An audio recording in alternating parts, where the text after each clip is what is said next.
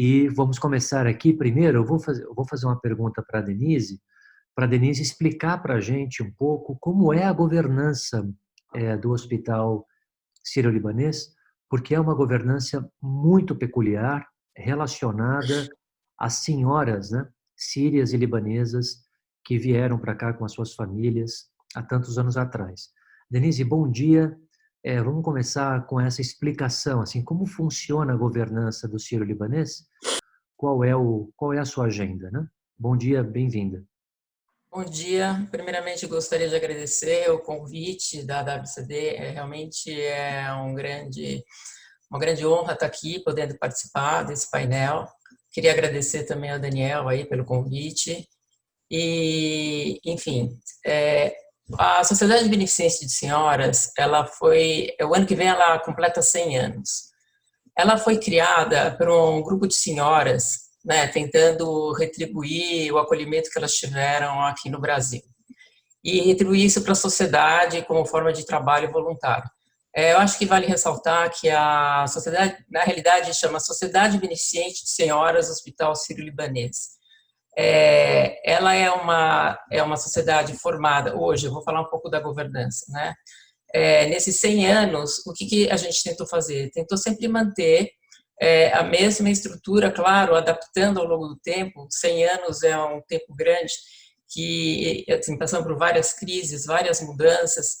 E como que é hoje a nossa governança? Hoje nós temos um grupo de associadas que eu diria que está em torno de 330 associadas, todas mulheres. Dessas associadas, elas elegem um conselho deliberativo, que é o conselho que eu presido. Nesse conselho deliberativo, nós somos em 61 senhoras. Então, na realidade, a gente representa as associadas, que a gente poderia chamar, entre aspas, de sócias do hospital. Esse conselho deliberativo, ele elege uma diretoria também de senhoras. Essa diretoria de senhoras, hoje, ela conta com 12 membros, que elas têm uma parte mais executiva. A nossa parte é a parte de interface entre as associadas e o corpo executivo. Abaixo dessa diretoria de senhoras, existe o conselho de administração. Então, como vocês podem ver, ele não tem um modelo clássico, né, de governança. O conselho de administração no hospital, ele tem mais um caráter de dar opiniões, né, de fornecer subsídios para as decisões da diretoria de senhoras. E abaixo do conselho a gente tem a diretoria executiva. Claro que o conselho fiscal, né, está ligado ao nosso conselho deliberativo. A gente tem um conselho fiscal que é eleito pelo deliberativo. Inclusive conta com, a gente chamou uma das associadas aí da WCD. Hoje a Patrícia Scheller é nossa conselheira lá. A gente colocou ela como conselheira fiscal. E aí tem os comitês que se reportam, né, a diretoria de senhoras, se reportam ao conselho de administração. Então, assim, enquanto agenda nossa, qual que é a principal agenda? Que a nossa função é um pouco diferente da função do conselho de administração. A nossa principal agenda é manter a sustentabilidade, manter a instituição sustentável e a perenidade da instituição. Isso tem se tornado cada vez mais um desafio, porque para manter essa estrutura, né, a gente percebe que hoje a sociedade é diferente, os jovens são diferentes, e a adesão nem sempre é a mesma que tivemos no passado, dessas senhoras aí que formaram e que trouxeram e que fizeram a instituição ser, em parte, o que ela é hoje. Então, acho que é mais ou menos um resumo, eu acho que seria mais ou menos essa estrutura que a gente tem hoje lá no hospital. Obrigado, Denise, pela explicação inicial.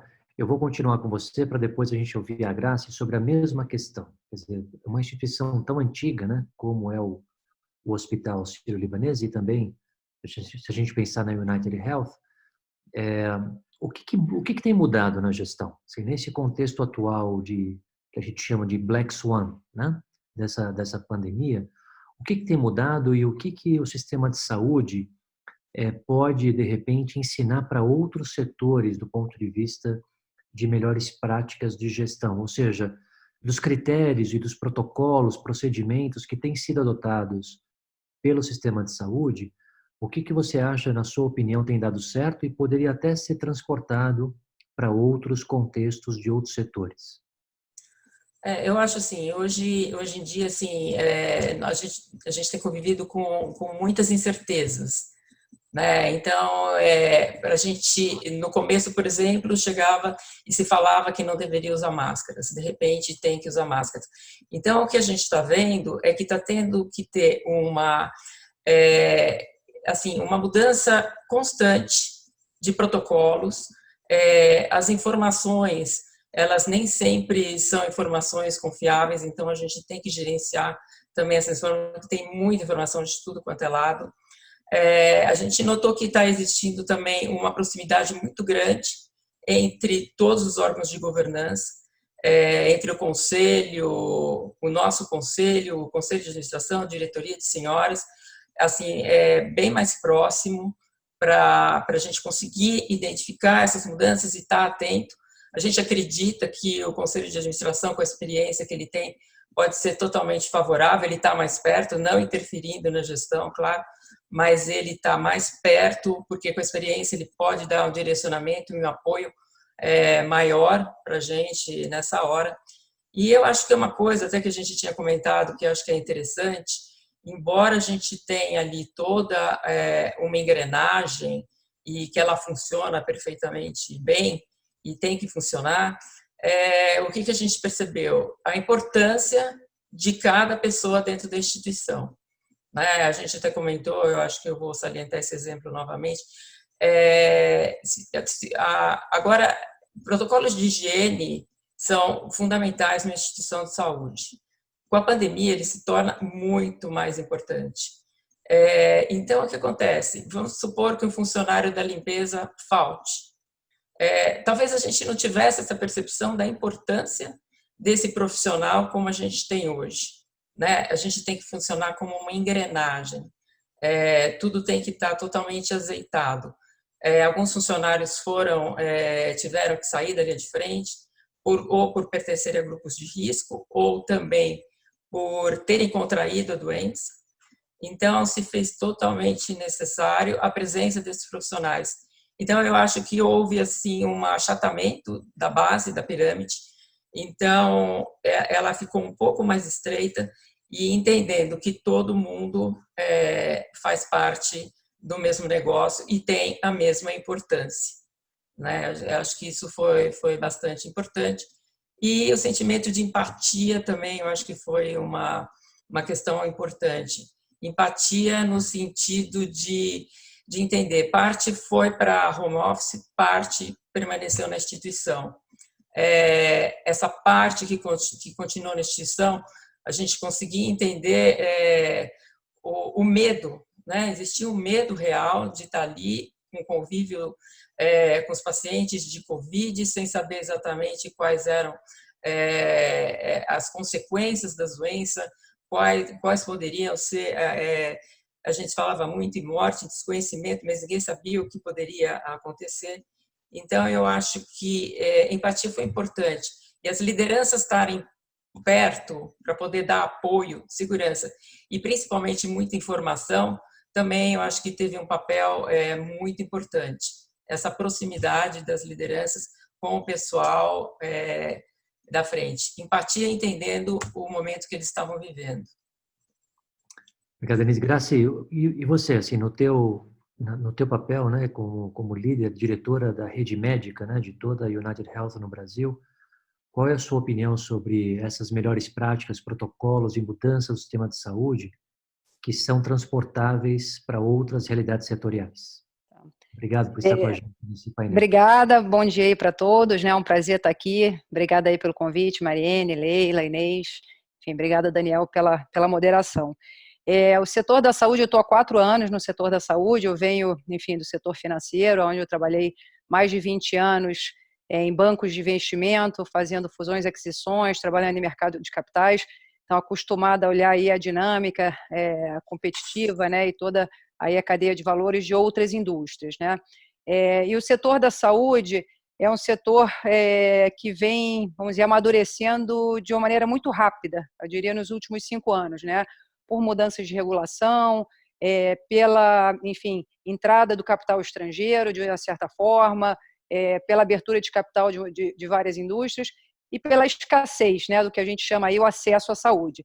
Então, uma das mudanças, a Amil já vinha com a estratégia, a United Health vinha com a estratégia de 3 pilares, né? Um baseado na coordenação do cuidado, ou seja, você coordenar o cuidado do paciente, do beneficiário, fazendo com que ele circule, navegue melhor no sistema de saúde, evitando que ele vá simplesmente a especialistas, mas voltando muito à prevenção. 2, o alinhamento de interesses na cadeia. A gente fala no setor de novos modelos de remuneração. E o Círio foi um parceiro aí na implementação de um novo modelo, onde você associa qualidade a um custo-benefício. No setor da saúde, a qualidade era algo, enfim, que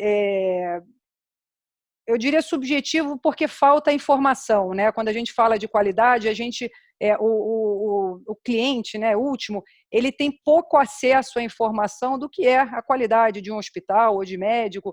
A gente hoje não tem a publicação, em geral, de eventos adversos no hospital, ou, enfim, de determinadas taxas de infecção. Então, assim, a informação ela é muito desigual, né? Então, obviamente, o hospital tem as suas métricas de qualidade, a operadora tem suas métricas de avaliar os diferentes players, mas a informação é muito desigual. Então, o alinhamento desses interesses de forma a promover uma maior transparência dessas informações era um dos pilares.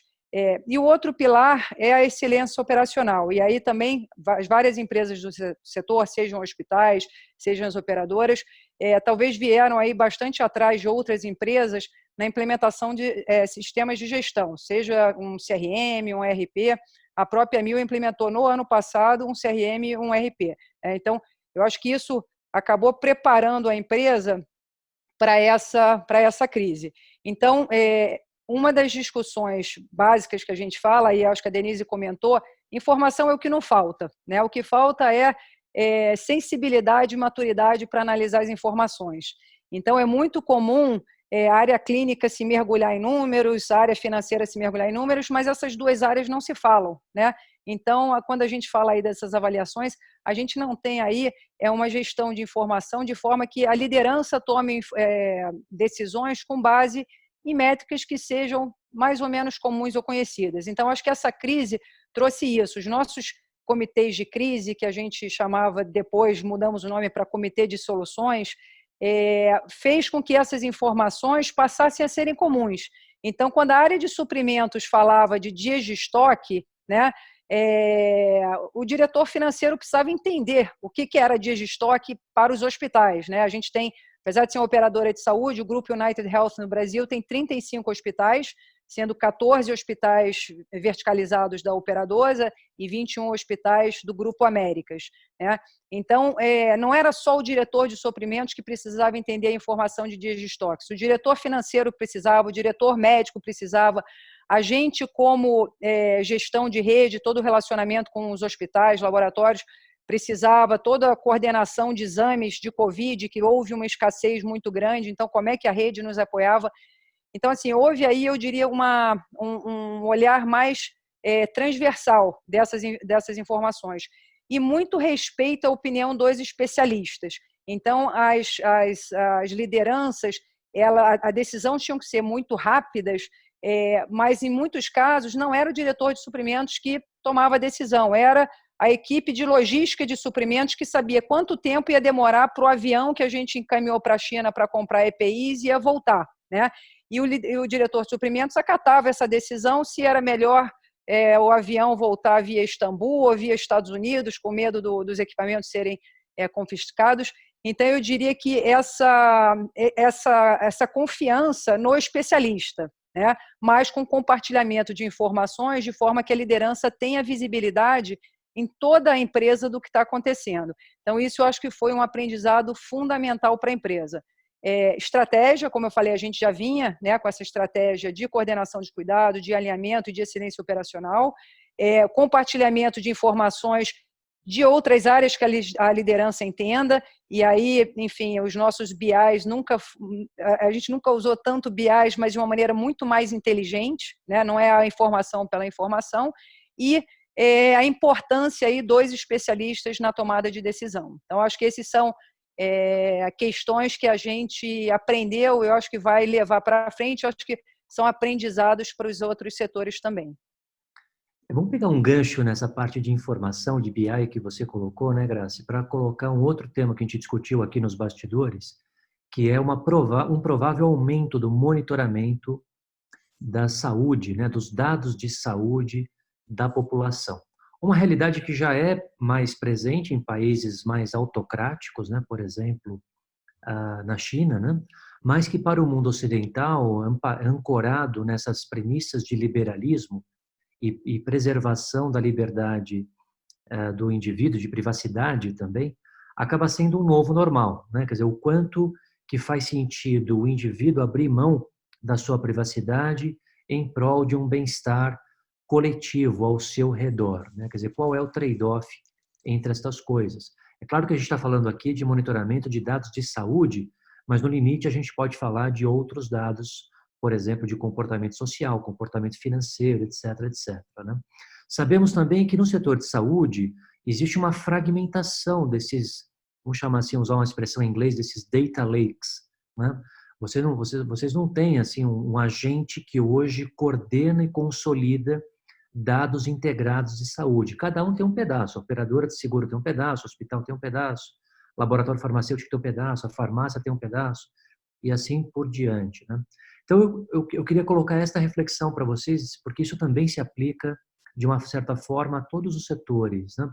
Como é que essa questão de monitoramento individual vai acontecer daqui para frente? Vocês acham que a privacidade de dados ela será questionada em prol desse bem comum? E como articular o sistema de saúde, que não é um sistema integrado, na produção e na gestão desse banco de dados? Graça, começa com você agora, depois a gente ouve a Denise. Vamos lá.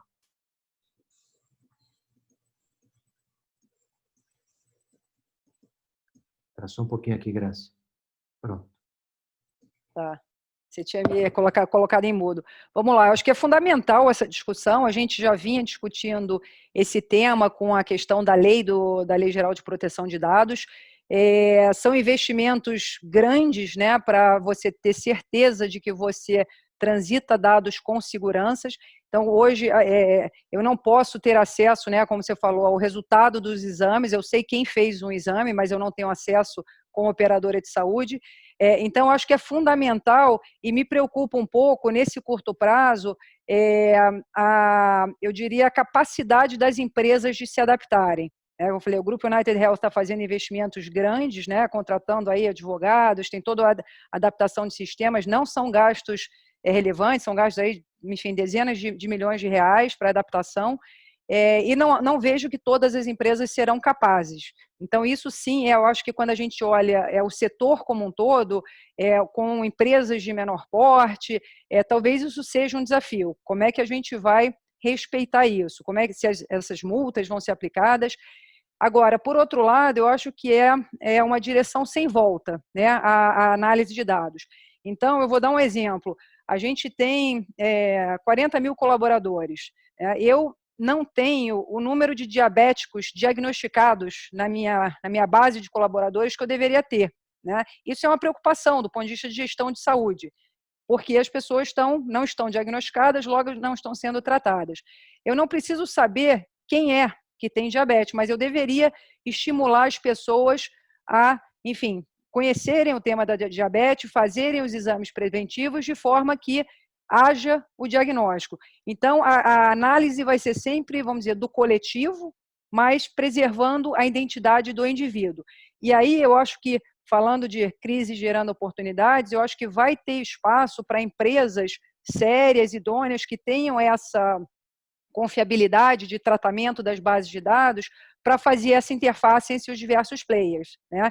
Então, eu acho que é um tema em evolução, não temos ainda, vamos dizer, todas as respostas, mas eu acredito que a necessidade de análise de dados vem para ficar, e quando a gente fala de wearables, quando a gente fala, enfim, de telemedicina, a informação estará disponível. A questão é como eu protejo a minha informação. Da mesma forma que a gente hoje tem uma confiabilidade muito maior no e-commerce, onde eu transito a informação do meu cartão de crédito, a gente vai precisar dar a confiança das pessoas de tratarem seus temas de saúde, de disponibilizarem seus dados. Então, acho que é fundamental, e aí eu acho que as grandes empresas, sem dúvida, vão ter um papel fundamental, e como eu falei, gera uma oportunidade de negócios para empresas de Data Analytics, de Data Lakes, como você fala, para fazer a gestão desses dados. Então, eu, uma vez, tenho confiança no meu hospital, tenho confiança na minha operadora de saúde e, enfim, eventualmente numa outra empresa que faz a transição desses hospitais,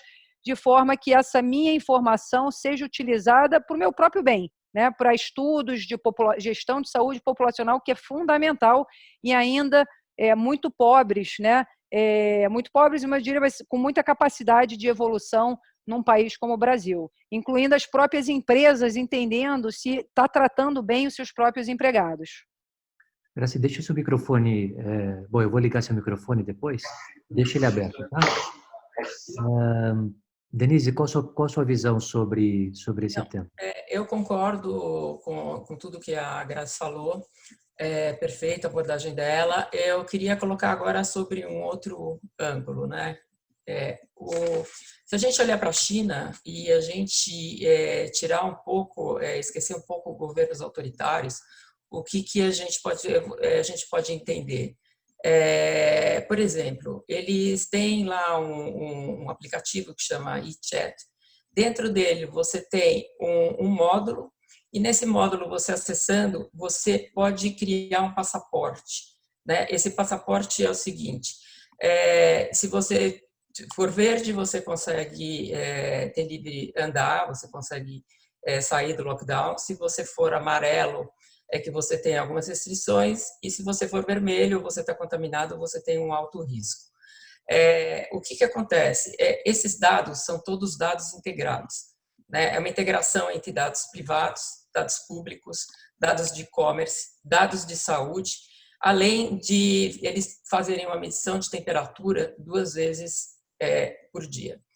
Então, esse uso dessa tecnologia, na realidade, o que ele propiciou? Ele propiciou que eles tivessem uma grande ajuda no combate à doença. Né? Como eu falei aqui, a gente não está considerando governos autoritários ou não, a gente está simplesmente considerando essa ferramenta como meio para conseguir lidar com a pandemia. Na verdade, o que acontece? Todos nós produzimos dados, né? A gente produz dado quando a gente entra na internet, quando a gente faz uma compra, e todos esses dados a gente dá autorização, a gente assina qualquer coisa na internet só para não ler tudo aquilo que aparece. Então, a gente assina e fala, olha, nossos dados estão aqui. Então, esse problema, eu acho que é um problema que ele não é restrito só a governos, mas ele é restrito também a empresas. Né? Porque na hora que você cria os seus dados, geralmente você também cria esses dados como empresa. Se essa empresa tem o que a gente pode chamar de uma porta aberta com o governo, ela pode passar todos esses dados para o governo, né? O que a gente já viu que é bem passível de acontecer. Então, eu acho que podem ter abusos dos dois lados, né? Eles podem ser tanto privados quanto do governo. O governo, na realidade, não tem competidores. Na hora que ele pegar e ele tiver posse desses dados, é só ele. Com as empresas, a gente ainda consegue fazer uma certa escolha para quem que a gente quer passar os nossos dados. Então, eu acho que na hora que a gente fala que a gente tem medo de invasão de privacidade, de espionagem e de próprio controle sobre a nossa individualidade, eu acho que o que a gente vai ter que ter muito fortalecido que as questões jurídicas, a gestão de uso, éticas e limites de entrar na sua individualidade vão ter que ser muito bem debatidos. E eu acho que isso pertence, isso nos diz respeito enquanto sociedade. Né? Eu acho que é um fator muito importante. E no setor de saúde, E eu acho que o coronavírus ele catalisa muito essa discussão, né? Porque ficou muito evidente na saúde. A gente tem uma outra abordagem, a gente tem a abordagem do Harari, por exemplo, que ele fala que assim agora eles vão conseguir olhar dentro da gente, eles vão conseguir ter reações, mas isso tudo vai depender do tipo de governo que tem e vai depender de nós como governos democráticos do que a gente vai permitir ou não. E os dados para o sistema de saúde, eu acho que a integração de dados do sistema privado e o governo vai ser essencial para a gente construir aí uma base grande para poder ajudar, né, na prevenção, principalmente, nessa assistência básica, assistência primária e prevenção de saúde. Acho que essa integração vai ser muito importante. Enfim, a gente torce aí para que isso aconteça, embora a gente sabe que não é fácil. Bom, a gente volta daqui a pouquinho ao tema de Covid, de saúde, etc. Eu vou colocar um tema que é muito caro, né? Muito importante para a audiência aqui na WCD, para a gente falar de governança, né? Então, a questão que a gente discutiu também nos nossos preparativos, né? O que essa crise nos deixa de aprendizados no gerenciamento de crises extremas, crises radicais como esta do Covid, e em especial na relação entre conselho e gestão. A pergunta dentro da pergunta é até onde que os conselhos podem e devem interferir nas decisões empresariais neste contexto de crise? E vocês acham que esses comitês de crise ganharam um novo papel a partir de então? É uma pergunta longa, né? Várias perguntas aqui, uma derivada da outra. Denise, começa com você, assim, quais são os grandes key points, na sua opinião, que essa crise deixa para nós nessas questões entre conselho, gestão, comitê de crise, etc. Então, entre conselho e gestão, como eu falei, eu acho que teve uma proximidade grande, né? Eu acho que assim, o interesse de preservação da empresa, primeiro vem o cuidado com seus colaboradores, né? Cuidar da saúde física, mental deles é essencial nesse momento. Depois a gente pensa na perenidade do negócio, né? Na sustentabilidade. Então, eu acho que, assim, eu falando no hospital, né, o que aconteceu, que realmente o conselho ele ficou muito mais próximo. Assim, as reuniões de conselho, embora eu faça parte do conselho deliberativo, eu não sou do conselho de administração, mas o que a gente observou é que as reuniões elas ficaram muito mais com um período de espaço muito menor. São reuniões praticamente semanais, né, para acompanhamento de indicadores, para ver a ocupação do hospital com Covid, a retomada também do hospital, porque o que aconteceu? Os hospitais eles tiveram que suspender todas as cirurgias eletivas, a maior parte dos exames. Então, ele teve uma mobilização só para atendimento Covid. Isso acabou acarretando, né, ao longo desse tempo, que a gente imaginava que talvez esse pico da doença teria ocorrido um pouco antes, esse achatamento da curva também teria sido antes, e isso está se prolongando. Agora eu li hoje que o pico agora foi para 6 de junho, enfim, né, são dúvidas constantes, a gente nunca sabe exatamente quando vai ser esse pico. O que aconteceu? Os hospitais, eles tiveram uma queda de movimento absurda. Eu brincava, eu falava assim, todo mundo está com medo de ir no hospital, mas se alguém quiser ficar seguro, vai para o hospital, porque não tem ninguém no hospital, né? Foram separadas áreas próprias para Covid, áreas para exame, áreas para outras enfermidades, mas as pessoas realmente estão sentindo muito medo de ir aos hospitais. E as cirurgias foram... Então, a gente teve, além de ter que lidar com essa pandemia, né, nós tivemos também que lidar com a queda abrupta de movimento. Né? E hoje, até capa dos jornais, que a gente está imaginando que vai ter uma queda de 30% no faturamento esse ano. 30% eu acho que vai ser até um pouco otimista. Mas, enfim, espero aí que a gente consiga recuperar. E então eu acho que essa proximidade ela está sendo importantíssima para a gente acompanhar aí, que toda semana muda, né? Toda semana a gente tem um gráfico diferente, indicadores diferentes, então é super importante. Quanto a comitês de crise, eu acho que assim, em relação ao hospital, eu acho que o hospital ele vive constantemente tendo que administrar crises, né? A gente teve, por exemplo, a greve dos caminhoneiros, que causou um grande problema de abastecimento. Então, começou a faltar oxigênio. Como é que você vai gerir um hospital se você não tem oxigênio? Então, eu acho assim que para os hospitais isso já era uma realidade. O que eu acho que trouxe é que, mesmo com todo esse, esse, esse conselho de crise, esse comitê de crise tão forte, ele precisou ainda ser mais robusto, porque algumas fragilidades ainda acabaram aparecendo. Então, acho que assim todas as empresas que tiverem um comitê de crise robusto, que conseguirem mitigar todos os riscos, mapear esses riscos, essas empresas vão ter uma chance muito maior de sair dessa crise muito mais rápido. Graci, qual a tua visão? Obrigado, Denise. Qual que é a tua visão? A governança, só para comentar, a governança da United Health, a gente tem um comitê executivo aqui no Brasil que reporta para a liderança da United Health Global. Então, a preparação vamos dizer, de cenários e o planejamento foi fundamental, né? Imagina que as decisões eram: amplia leitos? Não amplia leitos. Traz um monte de EPIs da China? Não precisa tanto, porque a indústria local está se adaptando.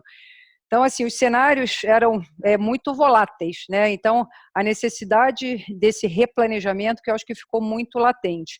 Quando a gente fala, e aí essas decisões elas foram se adaptando, né? Eu acho que dos aprendizados, eu acho que, enfim, para conselho, mas para a liderança executiva também, e aí o setor da saúde talvez ele seja diferente da maior parte dos setores, aonde o capital humano passou a ter uma valorização que não tinha, talvez, na mesma proporção antes, né? Não que não fosse valorizado, e eu estou falando não, obviamente, enfim, do médico com o especialista, com todos os títulos, mas, enfim, vamos dizer, do chão de fábrica, que é a enfermagem, que é o técnico de enfermagem, o auxiliar de enfermagem, a equipe de limpeza, e como é que a gente garante aí, né, essa equipe trabalhar com essas condições, né, porque foram fundamentais. Então, a questão do planejamento e replanejamento a todo momento, eu acho que foi fundamental, dando essa transparência dos cenários, porque sair comprando respirador, sair comprando EPI, sair ampliando leito e sair contratando gente também, obviamente que não é a solução ideal, porque você vai deploy, né, colocar recursos talvez de uma maneira muito maior do que a necessária. Então, vamos dizer, acho que o conselho nesse sentido faz, vamos dizer, esse reality check, né, essa gestão de realidade, porque, enfim, as lideranças, num primeiro momento, até aí, enfim, na necessidade, né, de endereçar essas causas, vamos dizer, a curva ou as demandas mais imediatas, pode acabar até tendo uma reação maior do que vamos dizer, efetivamente necessária. Então, acho que o conselho, novamente, primeiro momento, esse cenário de planejamento e acompanhar essas mudanças, como também, eu acho que é aquele olhar de médio prazo.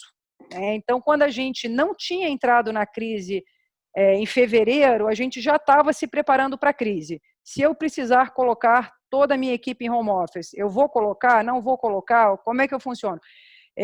Agora, a gente já está se preparando para o cenário econômico de 2021, 2022, como será o setor de saúde em 5 anos, como é que a gente se prepara para isso?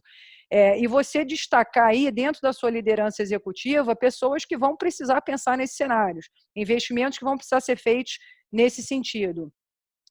E eu acho que a outra aprendizado também dessa crise foi muito, e aí eu acho que na área de TI já se fala muito do agile, né? Então, a gente, só para dar um exemplo, a gente implementou a telemedicina num primeiro momento com um grupo menor nosso de beneficiários, de 200 mil beneficiários, e com a crise e aí consultórios que não estavam atendendo, a gente tomou a decisão de ampliar essa telemedicina para 100% dos nossos beneficiários, que são 3,5 milhões. Então, sair de 200 mil para 3,5 milhões, sem necessariamente tudo estar pronto. A gente sabia que teria que ser agile, ou seja, vamos colocar o MVP, né, o mínimo viável possível, e aprender e avançar a partir daí.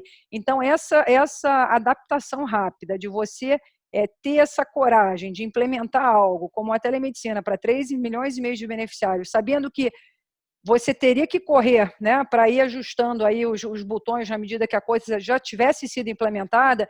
Eu acho que é uma mentalidade aí que as empresas estão aprendendo, e o Conselho acho que tem que apoiar, porque é melhor você fazer, mesmo que tenha que fazer pequenos acertos, do que não fazer. Eu acho que a gente, aí saindo, né, a gente não fala muito do pré e pós-Covid, porque a gente acha que não vai ter um dia, a gente não vai dizer assim, amanhã não tem mais Covid. Não, vai ser uma transição, né, como a gente já comentou aí em outros fóruns.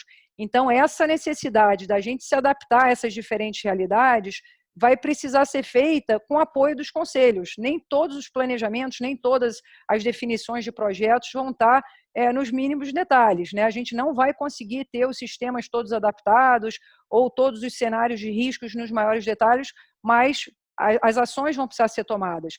Então, eu acho que novamente, a preparação, o planejamento aí para um médio prazo, falar em longo prazo hoje, acho que talvez não seja mais difícil, mas um médio prazo aí de 2, 3 anos, e vamos dizer, esse apoio aos executivos para que tomem ações, mesmo sem ter aí todos os detalhes planejados. Então, acho que isso são grandes aprendizados que a gente teve com essa pandemia no setor de saúde. É um learn by doing efetivamente, né? Excelente, Graci.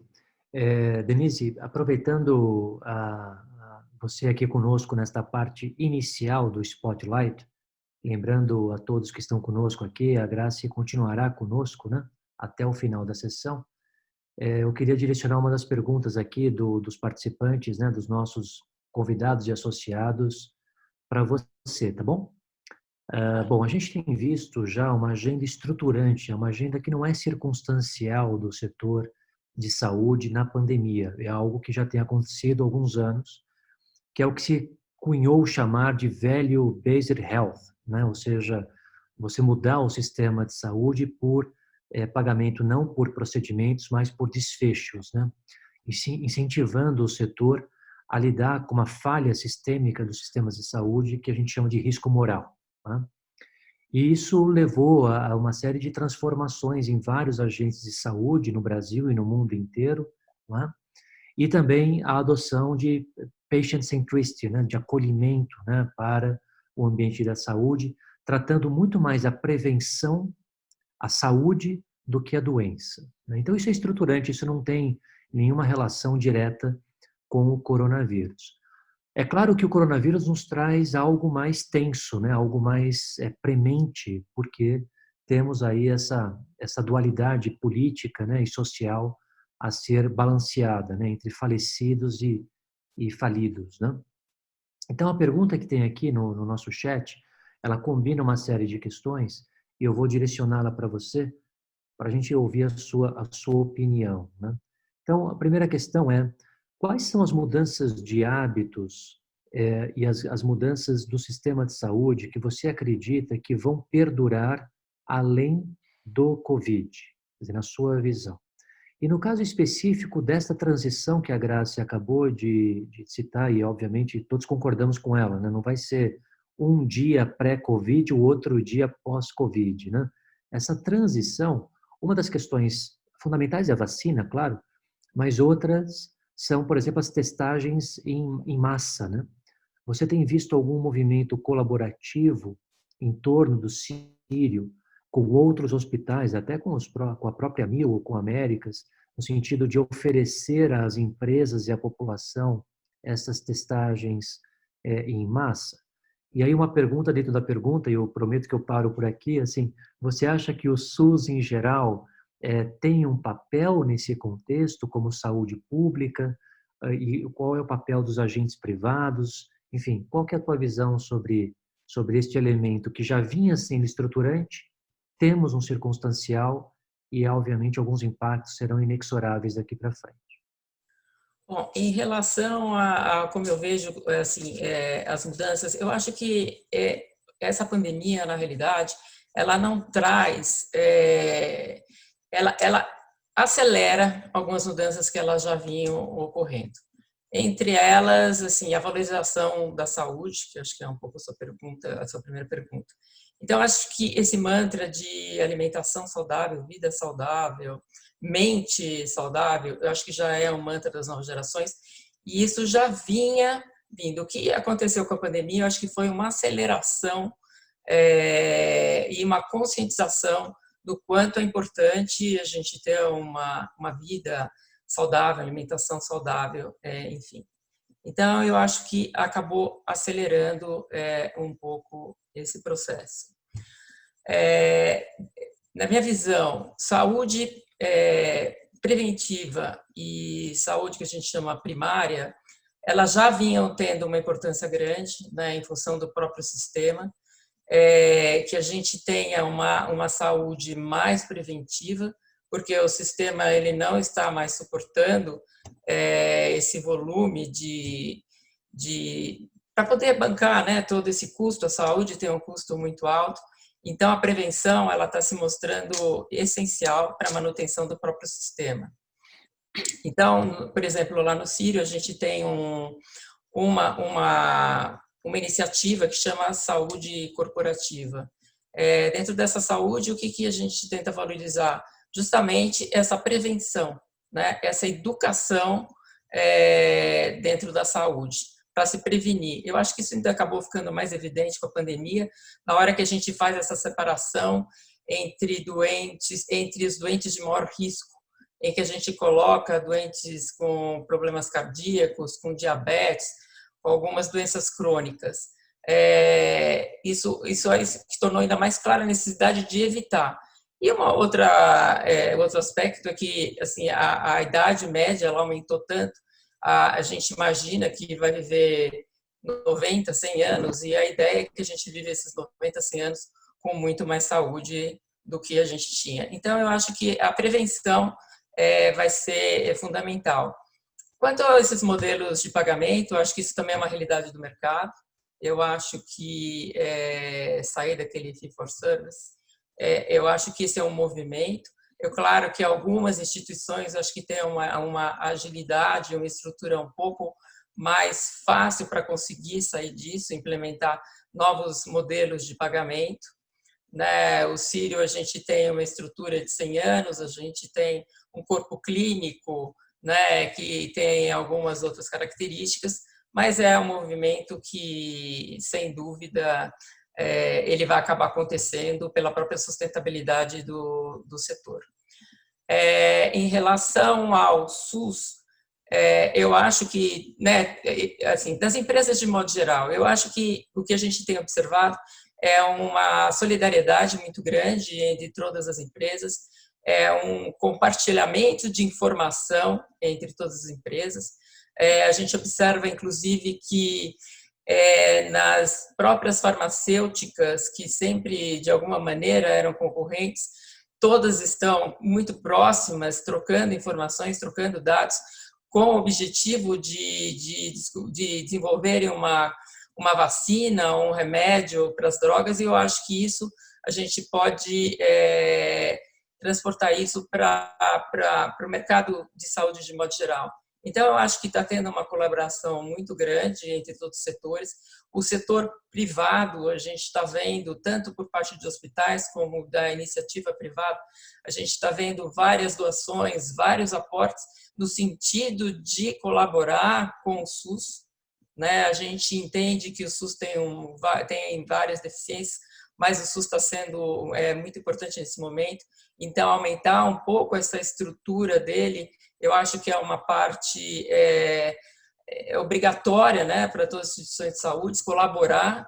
A gente tem colaborado, nós temos agora fizemos 10 leitos de UTI no Hospital das Clínicas, várias iniciativas com outros órgãos da sociedade aí com o objetivo de aumentar, promover e dar um pouco a nossa expertise em relação ao conhecimento técnico.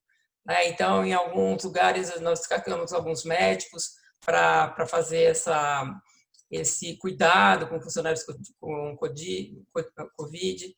E, enfim, será que eu esqueci alguma delas, Daniel?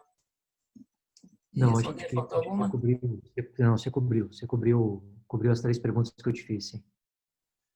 Só se a gente pudesse juntar além disso, quer dizer, tem havido aqui uma série de envolvimentos de startups com tecnologias digitais, aplicativos, etc., ajudando, né, também nesse momento de crise, Denise. O Círio tem passado por alguma experiência em especial neste contexto? Você vê com a adoção de novas tecnologias para enfrentar esse novo normal? Ah, com certeza, né? Agora nós temos um laboratório de inovação, né, que trabalha em várias plataformas, desenvolvimento de várias plataformas para poder combater, ajudar. Nós temos uma plataforma que ela fornece, ela faz uma análise de todas as informações disponíveis sobre o Covid. A partir dela, foram criados algoritmos para a gente tentar estabelecer curvas de crescimento, enfim, da doença. A partir desses algoritmos, a gente está conseguindo fazer atualizações semanais de orçamento, de alocação de recursos, de mobilização de espaço dentro do hospital, porque como uma área foi deslocada única e exclusivamente para a Covid, entender se aquela área ela responde a essa demanda. Então, isso está sendo super importante, essa análise de dados. Nós fizemos algumas parcerias, a gente fez parceria com o Fleury aí num âmbito social, de fornecer teleatendimento a partir dessa plataforma do Fleury, junto com médicos do Fleury e médicos do Círio, para fazer atendimento gratuito a populações carentes. Então, assim, existe sim, a gente entende que essa base de dados ela vai ser muito importante, inclusive na hora que a gente fala desse programa de saúde corporativa, que a gente fala de prevenção, né? Na hora que a gente fala de prevenção, dados eles são super importantes para a gente poder evoluir nesse sentido. Muito bem. Bom, chegamos. Graça, eu vou guardar um pouquinho do nosso bate-papo para o final, tá bom? Chegamos aqui ao final do primeiro bloco, né, dessa série Spotlight, e eu queria agradecer, em nome da WCD, Denise, a tua presença conosco nesta manhã. Muito obrigado pela tua visão sobre aquilo que o Sírio-Libanês, que é uma instituição que todos nós admiramos tanto, né, tem feito neste contexto tão adverso. Obrigado também a Grace por ter composto este painel inicial, né, comigo e com a Denise. Agora a gente vai se despedir da Denise. Denise, por favor, uma mensagem final da sua parte. Bom, primeiro eu gostaria de agradecer mais uma vez o convite, foi um enorme prazer estar aqui com vocês. Eu acho que nós todos temos aí uma grande missão e função social nesse momento, né? Eu acho que solidariedade e empatia são duas palavras de ordem nesse momento, e eu acho que a gente vai conseguir, mais uma vez, passar por toda essa fase, como já conseguimos outras vezes, e isso vai depender muito da união nossa enquanto sociedade.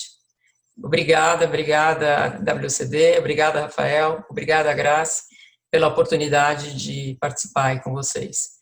E desejo a vocês uma ótima discussão aí na sequência. Obrigada. Obrigada, Denise. Tchau, tchau. Bom final de semana. Bom, pessoal, vocês ainda estão com o microfone silenciado, só por uma questão de áudio, né, de qualidade de áudio. Eu vou nesse momento já abrir a possibilidade de vocês colocarem o microfone no Viva Voz, né? E nós vamos ter 5 salas simultâneas agora. Então, 5 salas onde vocês vão, por favor, escolherem uma pessoa de vocês para ser meio que o moderador da discussão desta sala específica, para que no final deste tempo de reflexão coletiva, esta pessoa que foi escolhida por vocês como moderadora, ela possa resumir para todas os demais, na plenária de volta, aquilo que foram os pontos principais. As co-chairs da WCD, junto comigo, com a Graça e com a Denise, nós escolhemos 4 perguntas de contorno para o bate-papo de vocês nas salas, ok? Mas fica como sugestão, como referência, este conjunto de 4 perguntas, tá? Então, neste momento, não sei se vocês estão acostumados com esta tecnologia, eu vou criar aqui 5 salas, é randômico, tá? Ele é aleatório. Vocês vão receber um convitinho na tela de vocês. Vocês, por favor, aceitem este convite para a sala. Vocês vão ficar nessa sala alguns minutos debatendo essas perguntas, essas 4 questões que nós vamos colocar lá dentro. Não se preocupe que eu vou colocar as questões lá dentro para vocês. Vocês podem me chamar a todo momento, é muito intuitivo chamar o moderador e eu vou até a sala ver se vocês têm alguma questão que eu possa ajudar, tá? Se eventualmente a conexão de vocês cair, não se preocupem, vocês se conectam novamente, vocês vêm para a plenária junto comigo e eu coloco vocês na sala onde vocês estavam, tá bom? Graça, eu vou pedir para você não aceitar o convite que você vai receber para você ficar na plenária comigo, Tá bom. assim como a equipe da BMI, que está no back-office aqui também, não aceitem o convite para que a gente continue na plenária, tá bom? Vamos lá, então. Então, estou aqui colocando todos. Primeiro, assim, espera só um pouquinho, deixa eu só liberar os microfones. E aqui a gente vai criar 5 salas. Vocês vão ter um tempo de qualidade para essa discussão. Nós estamos colocando aqui 20 minutos para que vocês possam, de fato, ter um diálogo de qualidade. E aí, na volta, a gente compartilha as questões, tá bom? Então, novamente, eu vou colocar aqui... Vocês não precisam fazer nada para voltar para a plenária, tá? A sala, ela se fecha automaticamente para quem nunca participou desse tipo de experiência, tá bom? Então, neste momento, eu vou clicar no botão e vocês meramente aceitam, por favor, o convite para irem para a subsala e lá eu colocarei as perguntas de contorno para vocês. Tá? Não se esqueçam de escolher, por favor, um de vocês para moderar o debate e representar o grupo na volta da plenária. Tá bom? Vamos lá. Salas criadas. Por favor, aceitem os convites. A gente se vê daqui a pouquinho. A turma já está voltando aqui.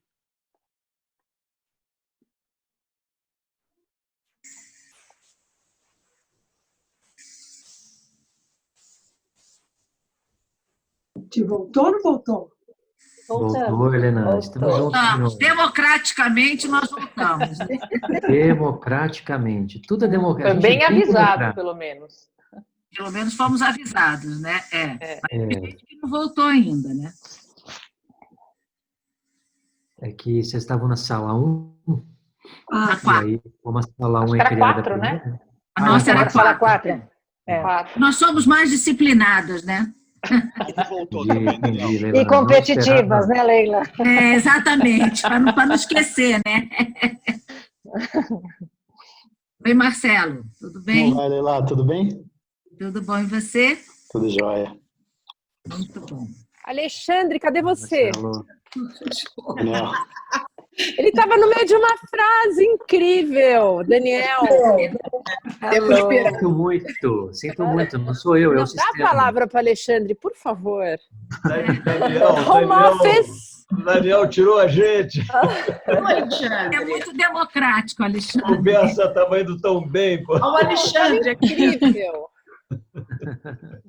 Eu não sei se vocês concordam, mas desde a primeira vez que o Daniel fez com a gente, usando essa tecnologia que permite a criação de salas nas reuniões do IBGC, eu adorei, porque eu acho que dá uma atividade que a gente não tem nessas lives, né? Você manda no chat, mas aí, pelo menos o grupinho que ficou comigo, a gente conviveu mais, né? Parece uma aproximação maior. Muito bom. Eu tenho usado nas minhas aulas também, eu acho bem bacana.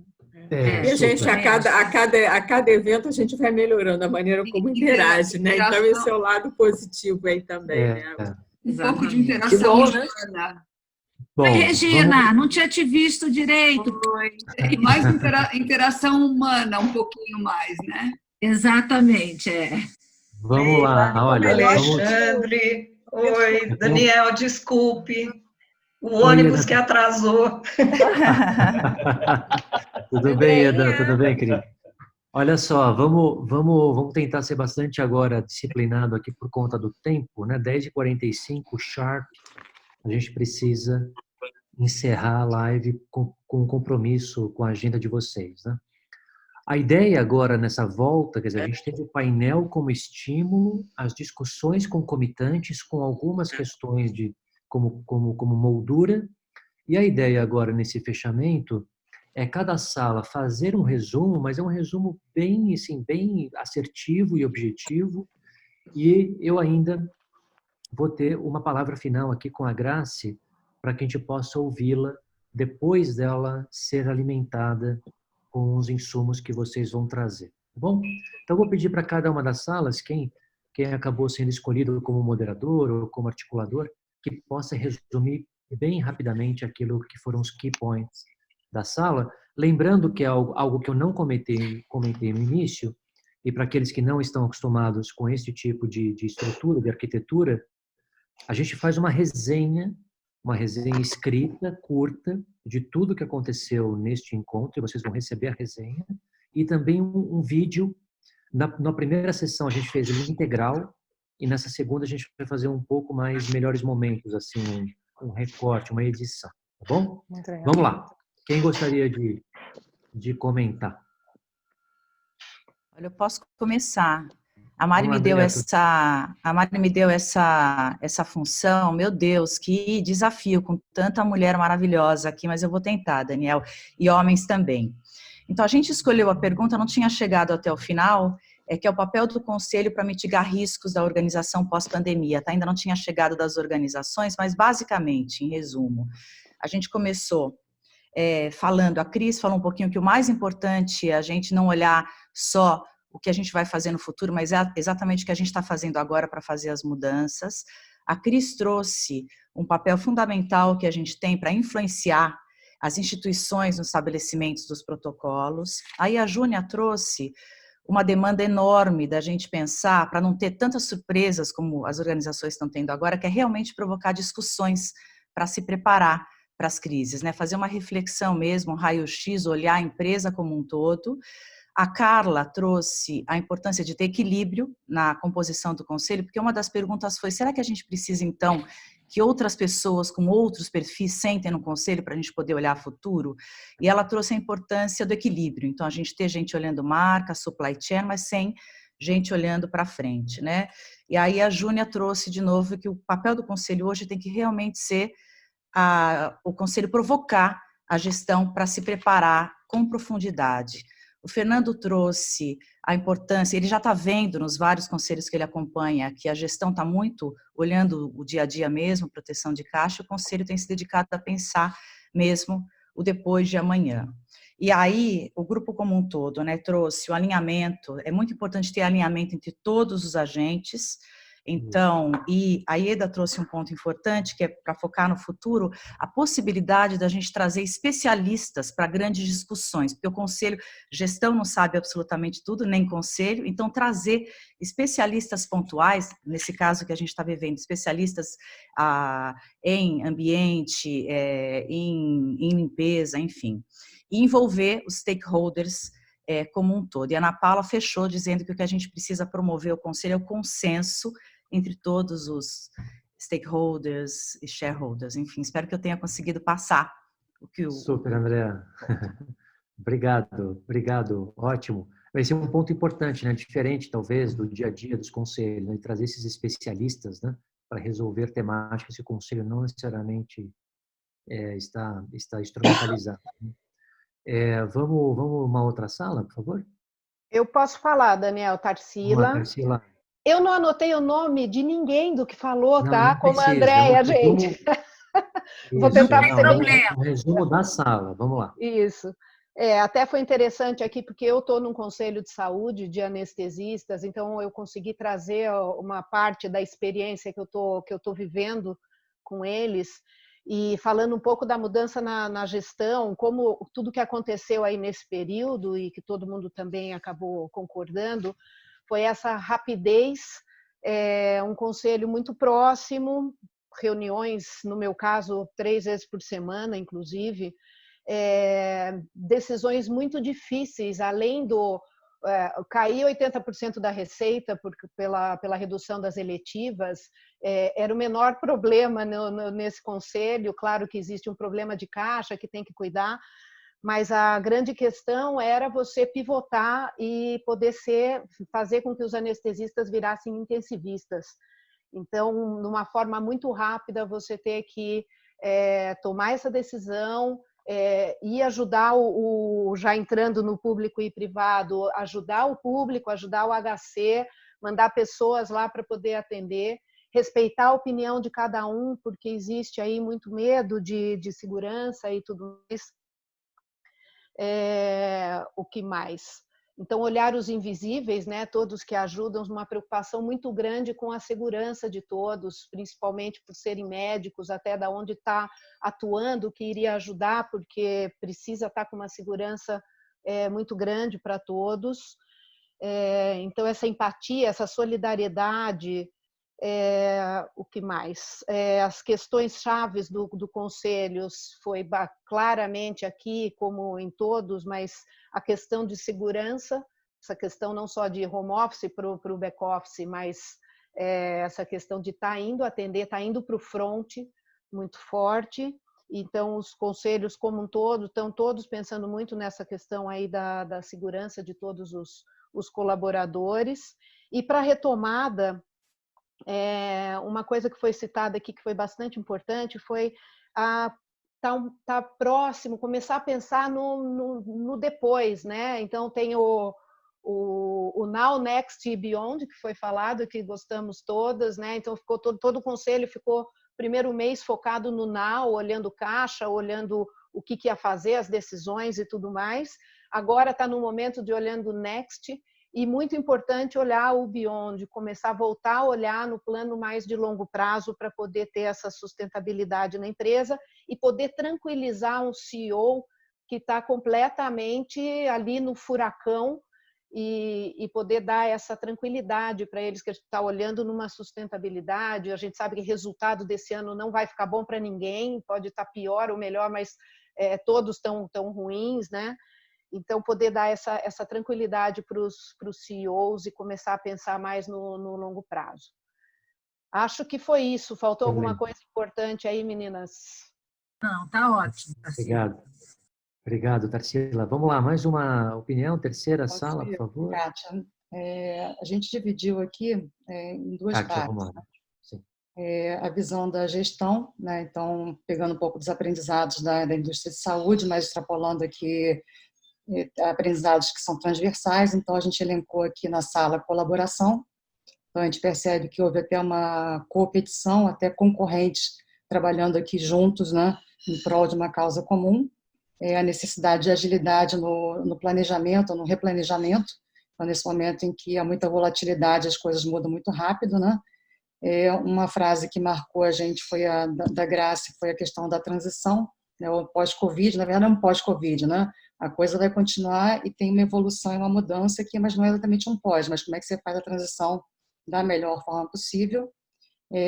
Oportunidades aqui para o Advanced Analytics, né? Mesmo assim, tendo os cuidados aqui com a LGPD, proteção de dados, então acho que é uma oportunidade para todas as indústrias, né? Evoluir em Advanced Analytics, e que nesse momento aqui, mais do que nunca, a gente viu que o feito é melhor do que perfeito. Então, falou-se MVP, mas, enfim, muitas vezes é melhor fazer antes de ter a perfeição e não deixar as coisas, decisões, tomar decisão, e mesmo que depois você tenha que refazer e replanejar. Então, na visão da gestão. E na visão do conselho, o que a gente colocou aqui, né? A gente colocou a proximidade do conselho com a gestão. Eu acho que nesse momento de crise intensa, né, houve uma maior aproximação desses administradores, né, conselheiros aqui e management. Uma discussão forte que deve ser puxada muito pelo conselho em relação à cultura, né? Então, um dos exemplos elencados foi a questão do home office, né? E aí, pegando também a questão de cultura, né, a gente percebe também que há uma necessidade de revisão do RM, né, da matriz de gestão de riscos. Eu acho que em algumas empresas, pandemia era um risco considerado, mas um risco baixíssimo, né, e a gente viu que foi uma proporção que ninguém aqui tinha essa expectativa. E outra que já estava na matriz de risco de muitas empresas, o risco cibernético, eu acho que ele toma uma proporção, talvez toma uma importância maior, um protagonismo maior por conta da conectividade, né? Todo mundo conectado, home office, né? E isso é uma tendência, né? Acho que tendemos a evoluir para um modelo de trabalho talvez híbrido sobre esse aspecto, né? Então que o risco cibernético ele também tem uma outra proporção, né? Na parte de inovação, a gente percebeu, né, que a gente já sabia que guerras, desastres naturais e pandemias aceleram talvez transformações, né? Então a gente viu que muitas empresas, projetos que talvez estivessem engavetados, né, ou planejados mais para frente foram acelerados. Então acho que inovação também é uma pauta que fica mais forte na visão do conselho. E o tema também ESG, né? Então acho que principalmente o S, o social, ele talvez tenha tomado aqui tenha acelerado em termos de discussão por parte dos próprios conselheiros, né, nesse período aqui de crise. Então, acho que foram esses as principais discussões aqui do nosso grupo. Espero que eu não tenha passado por nada que a gente tenha falado, mas foram as principais. Obrigado. Excelente, Kátia. Obrigado. Vamos a um quarto comentário. Alexandre, vamos lá, Alexandre. Olha, o nosso grupo foi fantástico. Eu tive que tomar notas pressas aqui, uma quantidade de ideias incríveis. Mas eu vou tentar ser bastante rápido aqui, dizer quais foram os pontos principais que a gente conversou. Bom, o primeiro, evidentemente, é a questão da segurança com as pessoas, né?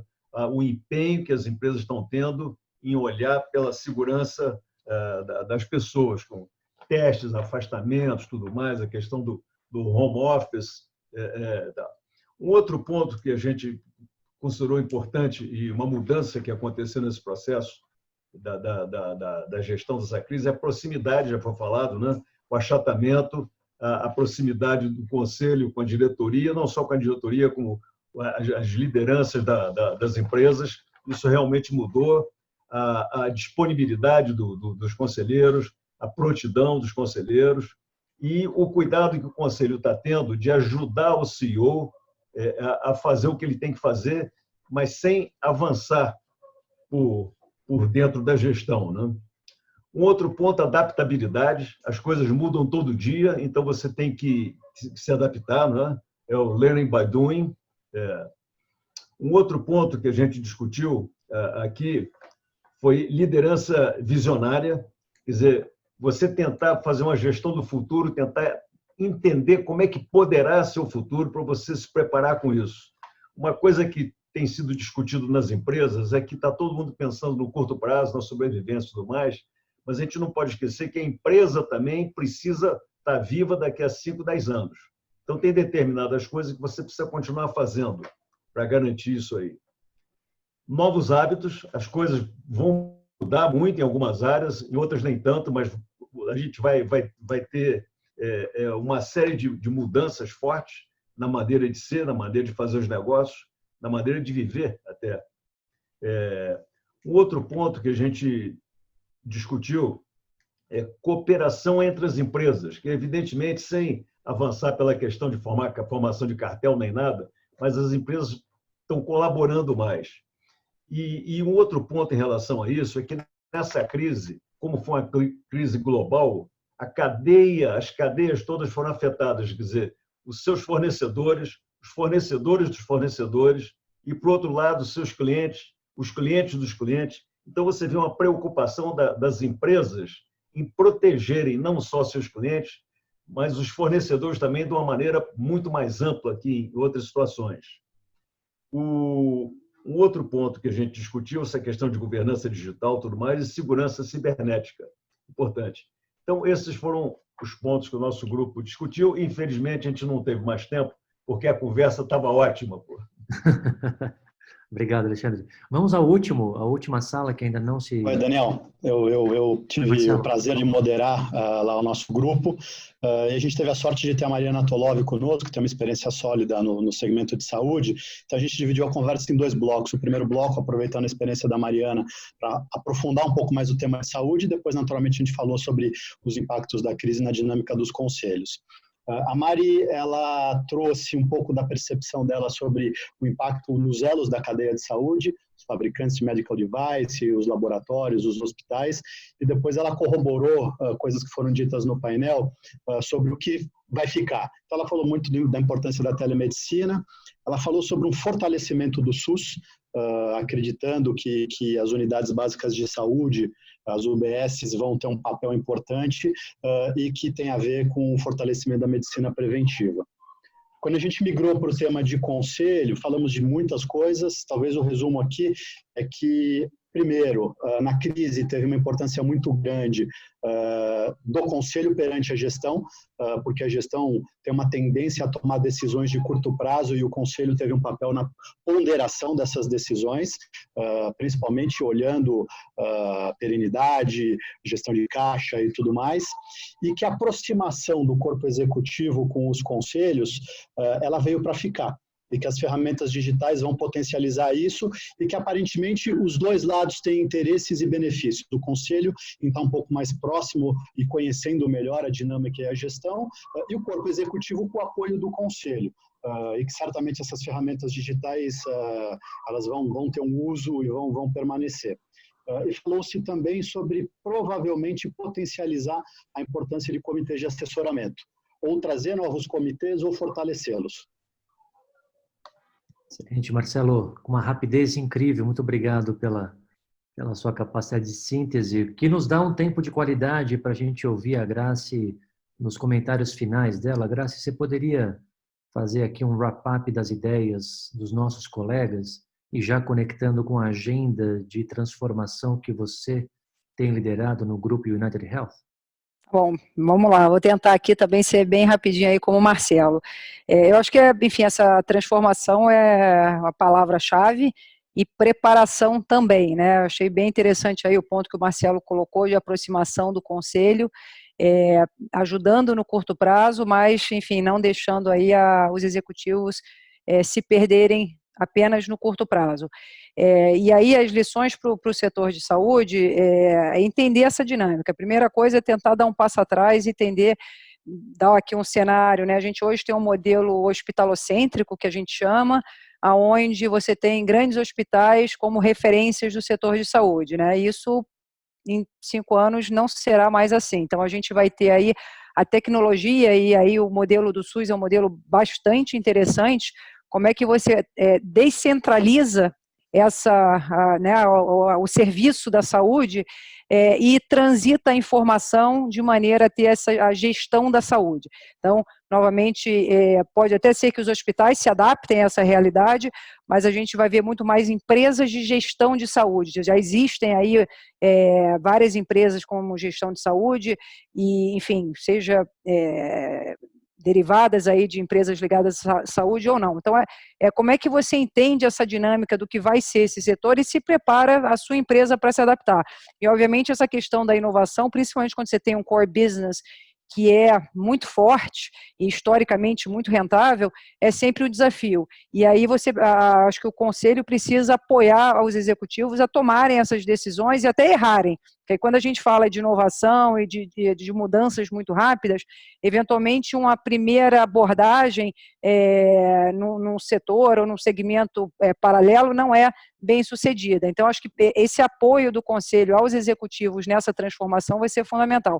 Esse aí é o aprendizado que o setor da saúde eu acho que está tendo, e viver isso vai ser bem interessante. Eu comentei com o Daniel, e só comentando para o grupo maior, eu estou assumindo a partir da semana que vem a diretoria de novos negócios e parcerias da Mil, então eu vou passar aí para liderar essa transformação. Então, estou levando tudo que eu aprendi na operação, que é, né, esse relacionamento comercial com os hospitais, com laboratórios, para pensar o futuro da operadora de saúde, novos produtos, novos mercados, novas parcerias, pensar fazer diferente. Então, vai ser meu desafio como executiva influenciar aí a atenção do Conselho para recursos, para tempo, né, para essas inovações. Então, eu vou estar, essa que vos fala vai estar liderando aí essa transformação dentro da própria Amil.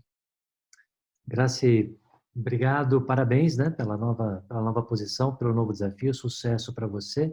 E é isso. Bom, terminamos a nossa segunda sessão aqui no WCD Spotlight, com essas duas convidadas excelentes. Tivemos Denise Jafé conosco, presidente do Conselho Deliberativo do Hospital Sírio-Libanês, e tivemos a Graci Bertoletti, atual diretora da rede médica do Grupo United Health, futuramente diretora de novos negócios a partir de segunda-feira. Eu desejo um excelente final de semana. Muito obrigado pela participação de todos vocês. Lembrando que a gente vai ter um resumo desta sessão e uma resenha escrita também. Nos vemos na próxima. Tchau, tchau. Tchau, gente. Obrigada, bom dia a todos. Obrigada. Tchau, tchau. Tchau, gente.